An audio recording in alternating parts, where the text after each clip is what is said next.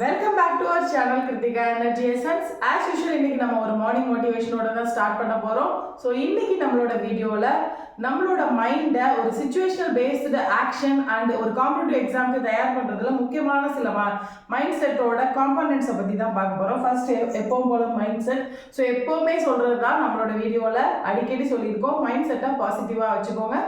Positive mind set அப்படிங்கிறது நெகட்டிவ்லேருந்து பாசிட்டிவாக abstract பண்ணி அப்சர்வ் பண்ணி எடுக்கிறது, பாசிட்டிவாக இருக்கிறத மட்டும் நினைக்கிறது கிடையாது. ஸோ மைண்ட் செட் ரொம்ப முக்கியம்.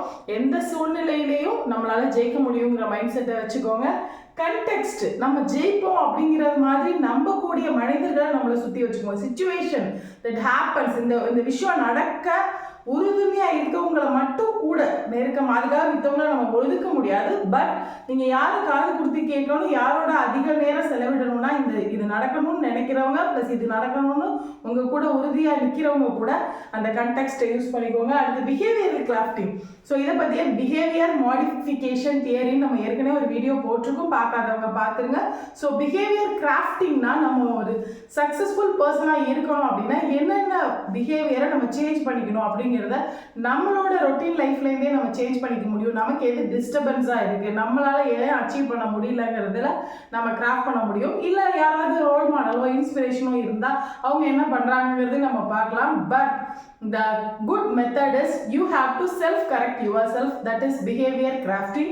So at the self insight, உங்களுக்கு ஒரு மனசு சொல்லும், உள்ளுணர்வுன்னு சொல்கிறோம். இன்சைட்டுங்கிறது இன்ட்யூஷன், உள்ளுணர்வுன்னு சொல்லலாம். இதை நம்ம செஞ்சால் நமக்கு கரெக்டாக இருக்கும்னு அந்த விஷயங்களை தவறாமல் அடுத்தவங்க சொல்கிறாங்கன்றதுக்காகவோ இல்லை இது செய்ய முடியுமா முடியாதுங்கிறதுக்காகவோ விட்டுறாமல் கண்டிப்பாக உங்கள் இன்ட்யூஷனை காது கொடுத்து கேளுங்க.